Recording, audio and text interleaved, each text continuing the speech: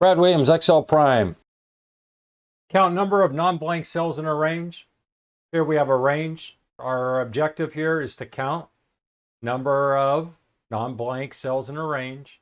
We're going to use this formula, the count A. Why? Count cells that are non-blank. We're going to use the argument value 1, an item, cell, reference, or range. So here, just let me point out a couple things here. The range, be careful when you look at this because it looks as though the range is only 7, but look at the formula here that we put. Count A, B5 to B18. Does that matter? Maybe, maybe not. Because what are we doing? We're counting non-blank cells. If we're counting blank cells, maybe that matters. But here, where's the blank cell? Well, we have 6, and then clearly anything after row 11 is going to be blank.